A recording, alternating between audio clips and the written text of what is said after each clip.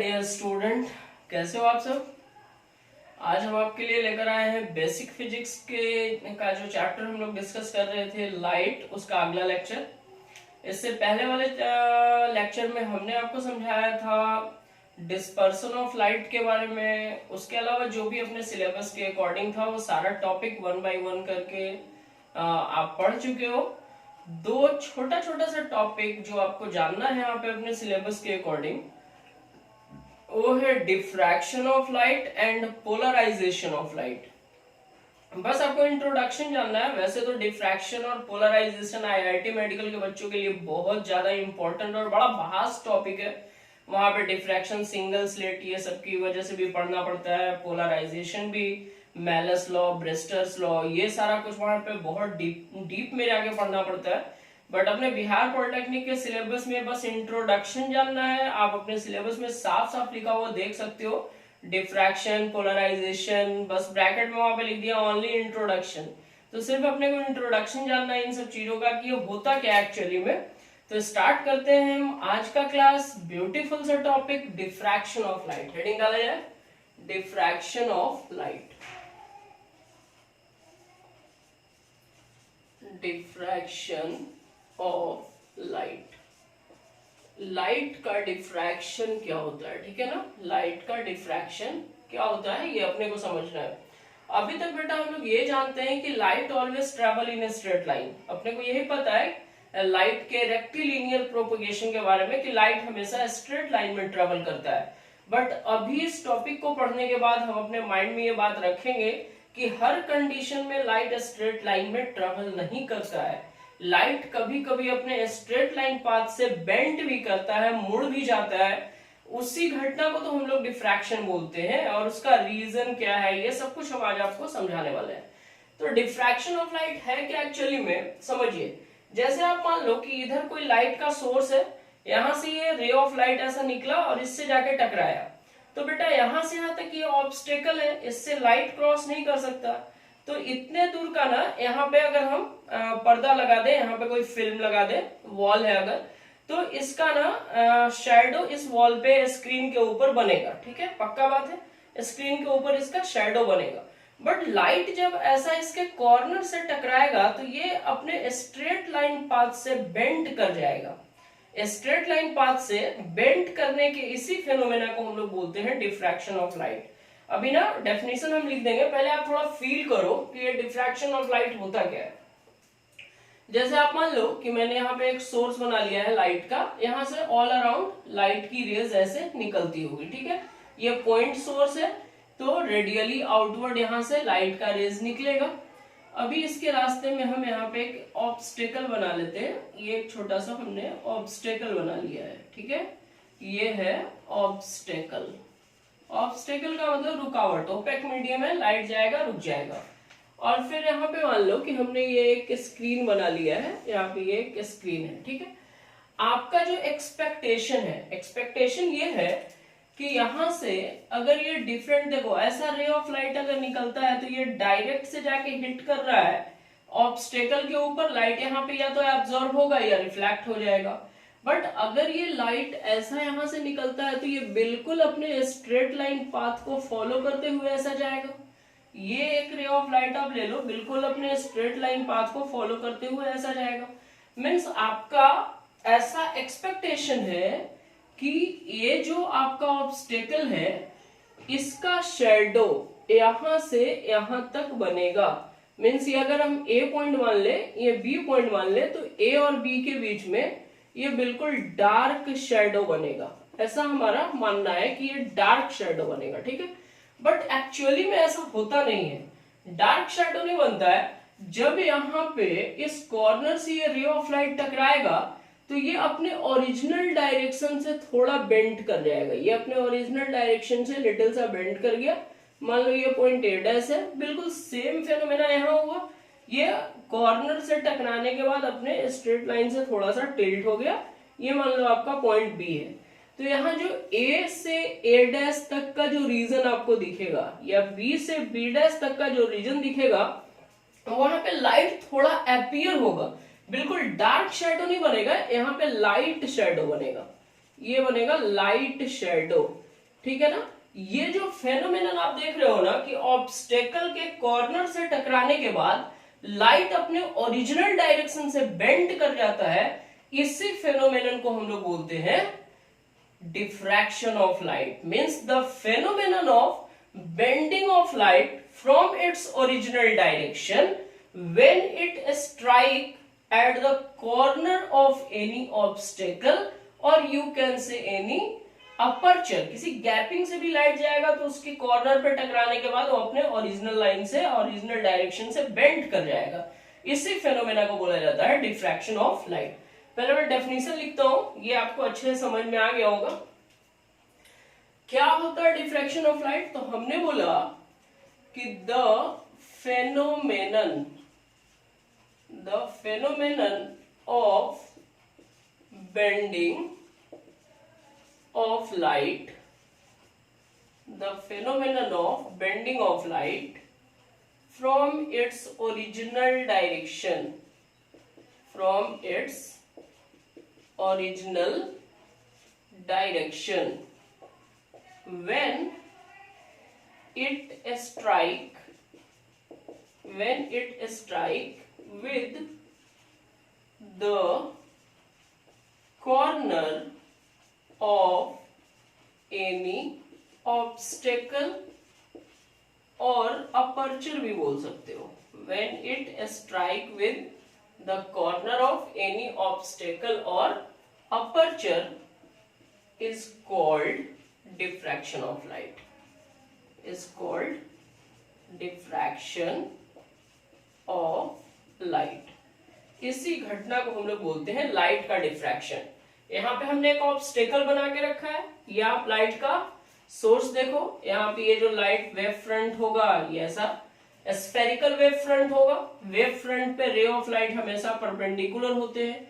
यहाँ से हमने 3 रे निकाला, ये जो बीच वाला रे ये डायरेक्ट जाके ऑब्स्टेकल पे टकराता है, ऑब्स्टेकल इस लाइट को रोक लेगा या रिफ्लेक्ट कर देगा, पूरी तरह अब्सॉर्ब हो जाएगा, इस तरफ बाहर नहीं जा पाएगा।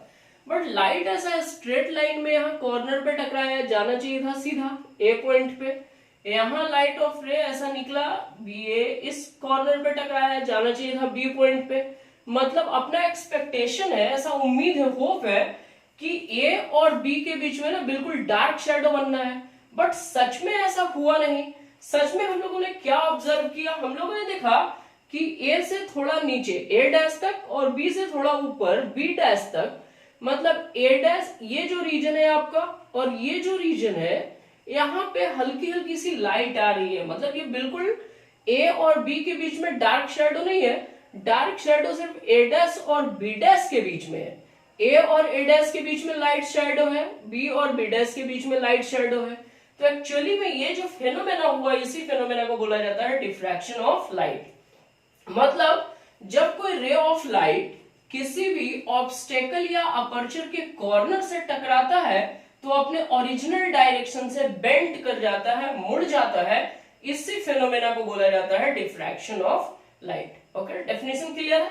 एक और एग्जांपल हम आपको समझाते हैं। यहाँ पे हम लोगों ने ले रखा है ऑब्स्टेकल, एक हम अपर्चर बना के आपको दिखाते हैं। जैसे आप मान लो यहाँ पे एक लाइट का हमने सोर्स लिया है, ठीक है, और ये हम एक स्लिट बना लेते हैं। ऐसा कंसिडर कर लो कि हमने एक यहाँ पे स्लिट बना लिया, ऐसा ये स्मॉल सा स्लिट है, इसी को अपर्चर बोला जाता है, small opening, this is aperture. Okay, यहाँ पे हम एक स्क्रीन लगा लेते हैं, ये है अपना स्क्रीन। अब एक्चुअली में जो ये रे ऑफ लाइट सीधा जाएगा वो बिल्कुल यहाँ स्क्रीन पे आएगा भाई, एकदम पूरा पूरा सीधा सीधा। ये जो रे ऑफ लाइट जाएगा ये बिल्कुल ऐसा स्ट्रेट आएगा, ये रे ऑफ लाइट है ये बिल्कुल ऐसा स्ट्रेट आ रहा है। अपना एक्सपेक्टेशन ये है कि ये जो पॉइंट है आप मान लो ए पॉइंट और ये पॉइंट जो है बी पॉइंट, ए और बी पॉइंट के बीच में ये जो रीजन है यहाँ पे एकदम से ब्राइट शैडो बनेगा, ठीक है, ये ब्राइट शैडो बनेगा और इसके ऊपर ये पूरा आपका डार्क शैडो बनेगा। ये ऐसा होप है अभी अपना, समझना बात। नीचे भी पूरा ये डार्क शैडो बनेगा, बिल्कुल डार्क शैडो बनेगा। बट एक्चुअली में ऐसा हुआ नहीं। हुआ क्या कि जब यहाँ पे कॉर्नर से ये रे ऑफ लाइट टकराया तो ये अपने ओरिजिनल डायरेक्शन से थोड़ा बेंड कर गया। मतलब ये एक पॉइंट मैंने बना लिया ए डैश, ए से ए डैश तक आपको ना ब्राइट शैडो दिखा, उतना डार्क नहीं है, यहाँ पे भी थोड़ी सी लाइट आ गई, यहाँ पे भी आपको ये लाइट शैडो हल्का सा मिला, लाइट शैडो मिलता है, ये लाइट शैडो मिला। नीचे भी ऐसा ही हुआ, ये ऑब्स्टेकल से टकराने के बाद लाइट अपने ओरिजिनल डायरेक्शन से थोड़ी मुड़ गई और बिल्कुल नीचे होना चाहिए था डार्क शेडो, बट बी से बी डैश पॉइंट तक आपने फिर से क्या देखा, हल्का सा रोशनी आ रहा है, यहाँ पे भी ये लाइट शेडो है। तो फिर से आप देख रहे हो कि लाइट अपने ओरिजिनल डायरेक्शन से बेंड कर रहा है, कब, जब वो किसी अपर्चर या ऑब्स्टेकल के कॉर्नर से टकराता है, तब this phenomenon is called diffraction of light. अच्छा, अब डिफ्रैक्शन ऑफ लाइट का जो फेनोमेनन है वो आपको समझना पड़ेगा। देखो, डिफ्रैक्शन ऑफ साउंड हम अपने डेली लाइफ में बहुत अच्छे से फील कर लेते हैं, हम यहाँ कुछ बोल रहे हैं, दूसरे रूम में या बगल वाले फ्लैट में हमारी आवाज चल जाती है, बिकॉज अपने रूम में छोटे छोटे स्लिट बने हैं गेट के नीचे, विंडो में, तो ये जो स्लिट्स है उससे हमारा साउंड निकल के ओरिजिनल डायरेक्शन से बेंड करता है। डिफ्रैक्शन ऑफ साउंड हम अपने डेली लाइफ में देखते हैं, बट लाइट का डिफ्रैक्शन देखने के लिए जो आपका ऑब्स्टेकल का साइज होना चाहिए या जो अपर्चर का साइज होना चाहिए वो लाइट के वेवलेंथ के कंपैरेबल होना चाहिए। मतलब साइज अगर ऑब्स्टेकल या अपर्चर का बहुत स्मॉल होगा तभी आप लाइट का डिफ्रैक्शन प्रैक्टिकली देख सकते हो। पक्का बात है। मीन्स डिफ्रैक्शन ऑफ लाइट के लिए कुछ इंपॉर्टेंट कंडीशन आपको समझना पड़ेगा। The size of obstacle, the size of obstacle और अपर्चर, जो ऑब्स्टेकल है या अपर्चर है उसका size must be comparable, comparable होना चाहिए, must be comparable to the wavelength of light, wavelength of light, light के वेवलेंथ के कॉम्पेरेबल होना चाहिए। दूसरा इंपॉर्टेंट बात बताओ कि इसका रीजन क्या है, what is the reason behind diffraction of light. तो रीजन ये है कि जब आप हाइजन प्रिंसिपल पढ़े थे, या मैं आपको बाद में जब पढ़ाऊंगा कभी, तो मैं वहां पे बताऊंगा कि हाइजन ने ये बोला था कि लाइट का हर एक वेव फ्रंट एक फ्रेश सोर्स की तरह काम करता है और वो छोटा छोटा सेकेंडरी वेवलेट्स बनाता है। उन सेकेंडरी वेवलेट्स के सुपरपोजिशन के कारण लाइट अपने ओरिजिनल डायरेक्शन से बेंड कर जाती है। मतलब what is the reason behind the diffraction of light, छोटा सा एक स्टेटमेंट मैं आपको दे रहा हूं। Due to the superposition, due to the superposition of secondary wavelets, मतलब सेकेंडरी वेवलेट्स के सुपरपोजिशन के कारण लाइट अपने ओरिजिनल डायरेक्शन से बेंड कर जाता है। ठीक है, इंट्रोडक्शन के लिए इतना काफी है, आप माइंड में रखें। यहाँ पे लगभग हमने आपको बातें बता दी है। डिफ्रैक्शन ऑफ लाइट होता क्या है, तो ये घटना है भाई, फेनोमेना है जो हम अपने लाइफ में देख सकते हैं। कैसी फेनोमेना है, तो लाइट अपने स्ट्रेट लाइन से, अपने स्ट्रेट लाइन डायरेक्शन से किसी ऑब्स्टेकल या अपर्चर के कॉर्नर से टकराने के बाद बेंड कर जाता है। इसी फेनोमेना को हम लोग बोलते हैं diffraction of light. Diffraction of light के लिए प्रैक्टिकली देखने के लिए जो अपर्चर या ऑब्स्टेकल का साइज होना चाहिए वो लाइट के वेवलेंथ के ऑर्डर का होना चाहिए, कंपैरेबल होना चाहिए। दूसरा बात कि ये होता क्यों है डिफ्रैक्शन ऑफ लाइट, तो सेकेंडरी वेवलेट्स के सुपरपोजिशन के कारण होता है diffraction of light. Got the message? छापो आप इसको जल्दी से।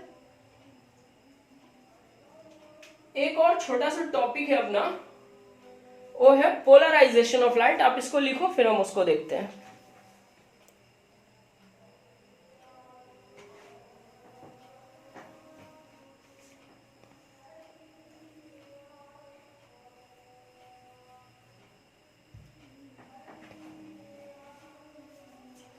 Completed?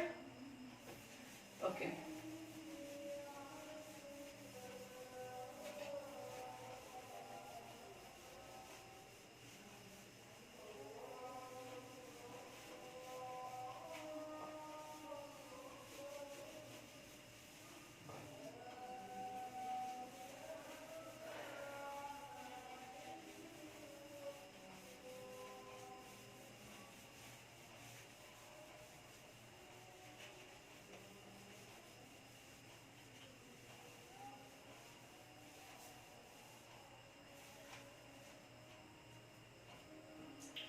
अगला जो टॉपिक है वो है आपका polarization of light. Polarization of light, polarization of light समझेंगे। थोड़ा सा इसमें मैं टाइम लूंगा, डायरेक्ट पोलराइजेशन पे नहीं आऊंगा। पहले मैं आपको थोड़ा सा बैकग्राउंड में लेके चलता हूँ पोलराइजेशन ऑफ लाइट के लिए। जबरदस्त टॉपिक है भाई, आईआईटी मेडिकल वाले बच्चों के लिए तो बहुत ज्यादा इंपॉर्टेंट टॉपिक है। इसमें ब्रेस्टर्स लॉ, मेलस लॉ, इंटेंसिटी की समझ, जब हम आप एंगल चेंज करते हैं तो क्या फर्क पड़ता है, ये सब समझना है उनको। बट आपको सिर्फ इसका इंट्रोडक्शन समझना है, फिर भी मैं थोड़ा बैकग्राउंड से तैयार करके इसका चलता हूँ टॉपिक पे। पोलराइजेशन ऑफ लाइट समझने के लिए हम लोग सबसे पहले समझेंगे unpolarised light. Unpolarised light, unpolarised light क्या है? तो अनपोलराइज्ड लाइट ऑर्डिनरी लाइट को बोलते हैं। अभी थोड़ा और थीम में जाओ। एक्चुअली में बेटा लाइट जो है वो एक इलेक्ट्रोमैग्नेटिक वेव है। Light is an electromagnetic wave, EM wave, and light transverse nature का होता है। मतलब डायरेक्शन ऑफ प्रोपोगेशन के परपेंडिकुलर डायरेक्शन में इलेक्ट्रिक फील्ड और मैग्नेटिक फील्ड का वाइब्रेशन होता है। मतलब अगर आप ये मान लो कि ये direction of propagation of light है, तो ये ब्लैक मार्कर की तरफ इलेक्ट्रिक फील्ड का ऑक्सीलेशन होगा, ऐसा इलेक्ट्रिक फील्ड वाइब्रेट कर रहा है, और ये मैग्नेटिक फील्ड ऐसा वाइब्रेट कर रहा है। मतलब तीनों एक दूसरे के ऊपर परपेंडिकुलर होते हैं। लाइट इलेक्ट्रोमैग्नेटिक वेव है, ट्रांसवर्स नेचर का है, मतलब vibration of particles are in the perpendicular direction to vibration of direction of propagation. मतलब जो पार्टिकल का वाइब्रेशन का डायरेक्शन है वो प्रोपोगेशन के परपेंडिकुलर होता है।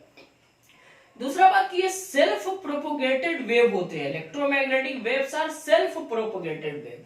मतलब ऐसा आप समझो कि ये आप मान लो एक डायरेक्शन मैंने बनाया और ये एक डायरेक्शन हमने बना लिया, ये हम कंसीडर कर लेते हैं डायरेक्शन ऑफ प्रोपोगेशन। ये डायरेक्शन ऑफ प्रोपोगेशन है। इस डायरेक्शन में इलेक्ट्रिक फील्ड अगर वाइब्रेट करेगा तो इसके परपेंडिकुलर डायरेक्शन में आपका मैग्नेटिक फील्ड वाइब्रेट करेगा। ठीक है, ये तीनों एक दूसरे के म्यूचुअल परपेंडिकुलर डायरेक्शन में होते हैं। अगर आप एक्स एक्सिस की तरफ मानते हो direction of propagation, Y axis की तरफ मानते हो आप इलेक्ट्रिक फील्ड का वाइब्रेशन, तो जेड एक्सिस की तरफ आपको मानना पड़ेगा मैग्नेटिक फील्ड का vibration. All the three, electric field, magnetic field and direction of propagation are mutual perpendicular to each other. मतलब जो लाइट है बेटा, लाइट है क्या? हमने अभी आपको बताया कि लाइट है एक इलेक्ट्रोमैग्नेटिक वेव। ठीक है, इलेक्ट्रोमैग्नेटिक वेव है और इसका नेचर कैसा है? तो ये है ट्रांसवर्स इन नेचर। नेचर में ये कैसा होता है? ट्रांसवर्स होता है। क्योंकि इलेक्ट्रोमैग्नेटिक वेव में जो इलेक्ट्रिक फील्ड होता है that is visible to us, इसलिए हम लोग इसको लाइट वेक्टर बोलते हैं। इलेक्ट्रिक फील्ड को बोला जाता है लाइट वेक्टर, और इलेक्ट्रिक फील्ड के टर्म में ही हम लाइट की पूरे फंडामेंटल बातों को समझते हैं। ठीक है, अब यहाँ पे मोटा मोटी हमने आपको आइडिया दे दिया है कि लाइट है क्या। तो एक इलेक्ट्रोमैग्नेटिक वेव है, ट्रांसवर्स नेचर का होता है, लाइट का जो डायरेक्शन ऑफ प्रोपोगेशन होता है उसके परपेंडिकुलर डायरेक्शन में इलेक्ट्रिक और मैग्नेटिक फील्ड दोनों वाइब्रेट करते हैं। पक्का बात है? ओके, अब आ जा कि अनपोलराइज्ड लाइट क्या होता है। तो अनपोलराइज्ड लाइट समझिए, बहुत सिंपली मैं समझा दूंगा। जैसे आप मान लो कि ये डायरेक्शन ऑफ प्रोपोगेशन है। ठीक है, ये है डायरेक्शन ऑफ प्रोपोगेशन। इस डायरेक्शन में लाइट आगे बढ़ रही है, ऐसा ये है डायरेक्शन ऑफ प्रोपोगेशन। ठीक है, तो अनपोलराइज्ड लाइट क्या होगा समझिए। एक मैंने यहां पे ऐसा प्लेन बना लिया है, दिस इज अ प्लेन। अब इस प्लेन में जो इलेक्ट्रिक फील्ड का वाइब्रेशन होगा, this is the vibration of electric field, this is in all direction, symmetrical in all direction, तब ऐसे लाइट को बोला जाता है unpolarised light. This is unpolarised light. ये है आपका अनपोलराइज्ड लाइट। अब डेफिनेशन समझो अनपोलराइज्ड लाइट का। मैं क्या बोलूंगा? The ordinary light ordinary light, sunlight या आपका जो CFL बल्ब से जो लाइट निकल रहा है, that is unpolarised light. The ordinary light in which the ordinary light in which the vibration of electric field in which the vibration of electric field is symmetrical.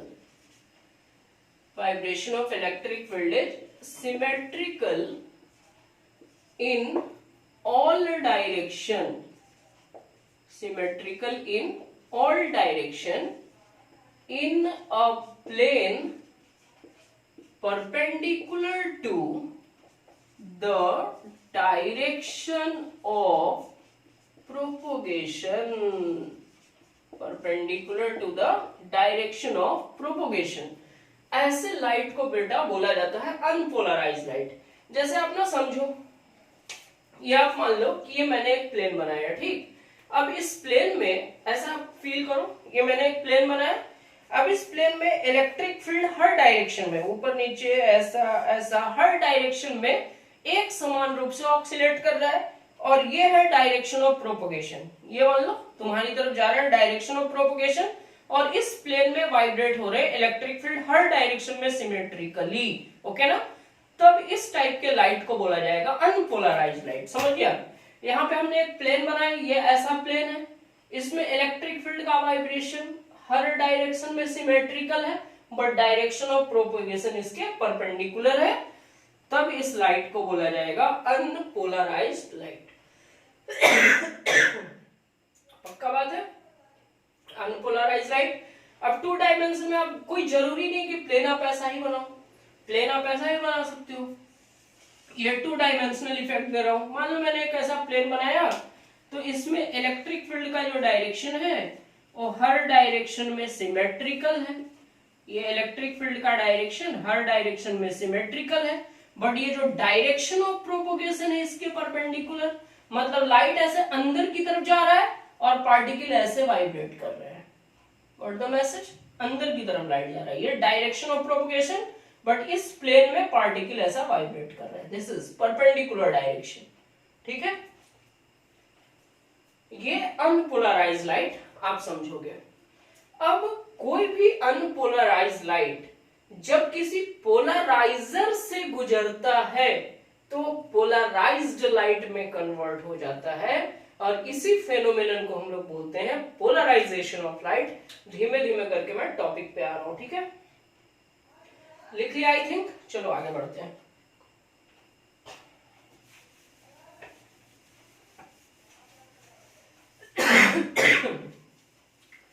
मैंने अभी बोला कि जब कोई अनपोलराइज्ड लाइट किसी पोलराइजर को Polaroid भी बोलता है, किसी भी पोलराइजर से पास करता है, तब वो पोलराइज्ड हो जाता है. अब इसका क्या मतलब समझिए.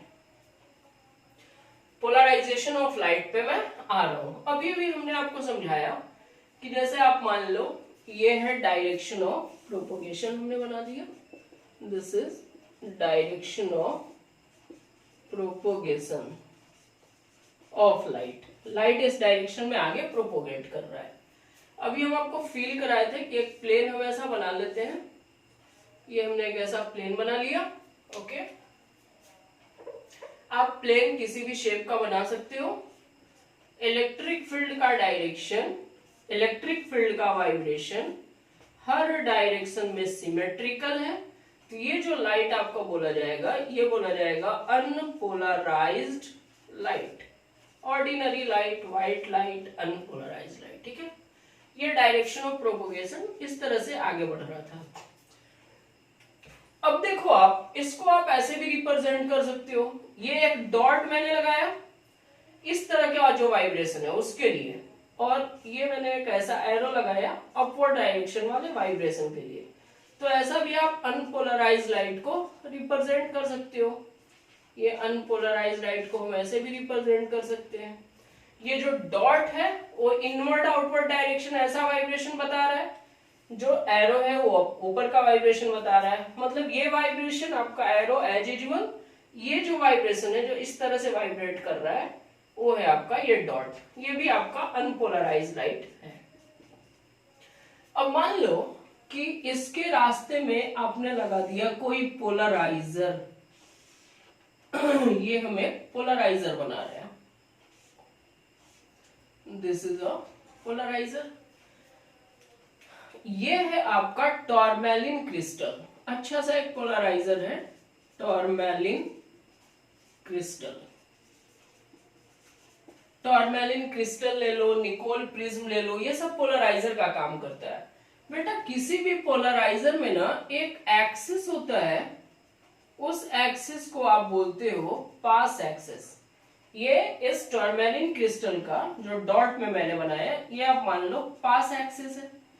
पास एक्सिस बोलो, ट्रांसमिशन एक्सिस बोलो, या एक स्टाइलिश सा नाम है इसका क्रिस्टलोग्राफिक एक्सिस, क्रिस्टलोग्राफिक एक्सिस, या आप ट्रांसमिशन एक्सिस भी बोल सकते हो, ट्रांसमिशन एक्सिस।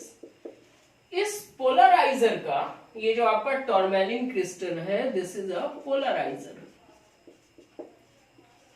इस पोलराइजर की ये स्पेशलिटी होती है कि जब इस पे अनपोलराइज्ड लाइट जाके स्ट्राइक करता है तो पास एक्सिस के परपेंडिकुलर डायरेक्शन वाले सारे वाइब्रेशन को ये रोक देता है, और जो इसके पास एक्सिस के पैरेलल है सिर्फ उसी वाइब्रेशन को जाने देता है। मतलब ये जो परपेंडिकुलर डॉट वाले हैं सारे रुक जाएंगे, और जो इसके अलोंग है, जो पास एक्सिस के अलोंग है, ये सारे वाइब्रेशन यहाँ पे पास कर जाएंगे। और ये जो अब लाइट ट्रांसमिट होके बाहर निकली, इसी लाइट को बोला जाता है polarized light, and this phenomenon is called polarization. Means है क्या पोलराइजेशन? तो जब कोई अनपोलराइज्ड लाइट किसी पोलराइजर से पास करती है तो पोलराइजर पास एक्सिस के परपेंडिकुलर डायरेक्शन वाले सारे वाइब्रेशन को रोक देता है, रेस्ट्रिक्ट कर देता है। This phenomenon is called polarization of light. Means definition लिख देता हूं मैं, the phenomenon of restricting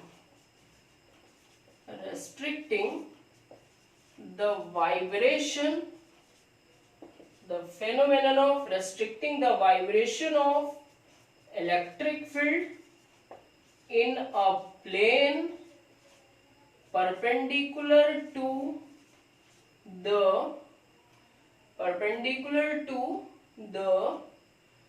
pass axis लिखो या क्रिस्टलोग्राफिक एक्सिस लिखो, perpendicular to the plane of pass axis of the polarizer, pass axis of the polarizer. ठीक है, definition को फिर से समझिए। The phenomenon of restricting the vibration of electric field in a plane perpendicular to the plane of pass axis of the polarizer। मतलब जब कोई unpolarised light किसी पोलराइजर से होके गुजरता है तो पोलराइजर पास एक्सिस के परपेंडिकुलर डायरेक्शन वाले प्लेन के इलेक्ट्रिक फील्ड के वाइब्रेशन को रोक देता है। This phenomenon is called polarization of light. अब परपेंडिकुलर डायरेक्शन वाले को रोक देगा तो बाहर कौन निकलेगा इससे? तो जो इसके पास एक्सिस के पैरेलल है वैसा वाइब्रेशन बाहर निकलेगा। ये भी लाइन में लिख देता हूं, the vibration of electric field passes which is along the direction of pass axis of polarizer. The vibration of electric field passes which is along the direction of pass axis of polarizer. मतलब वैसा electric field का vibration vibration जो polariser के पास axis के long होता है उसी को बस बाहर निकलने देता है, बाकी सबको रोक देता है। ठीक है, इसमें भी अभी इंटेंसिटी, अब जैसे जैसे आप ये पोलराइजर को ऐसा टिल्ट करोगे यहाँ पे लाइट की इंटेंसिटी पे फर्क पड़ेगा। अगर मान लो, एक बात बस माइंड में रखना कि ये जो इलेक्ट्रिक फील्ड, ये जो अनपोलराइज्ड लाइट है, अगर इसकी इंटेंसिटी मैं आई मानता हूं तो पोलराइज्ड लाइट की इंटेंसिटी हो जाएगी I/2, हाफ हो जाता है। अब आप बोलोगे कि सर एक ही वाइब्रेशन पास कर रहा है तो हाफ कैसे होगा? एक्चुअली बेटा यहाँ पे ये सारे जितने टेढ़े टेढ़े वाले हैं ये दो कंपोनेंट में स्प्लिट कर जाते हैं, वर्टिकल कंपोनेंट और हॉरिजॉन्टल कंपोनेंट। तो वर्टिकल कंपोनेंट वाला सारा लाइट पार कर रहा है, हॉरिजॉन्टल कंपोनेंट वाला रुक जा रहा है। इतना डीप में आपको समझना नहीं है, बेसिक्स के लिए इतना काफी है। अच्छे से आप इसको पढ़ लो, एक बार देख लो, definition is very clear in simple language.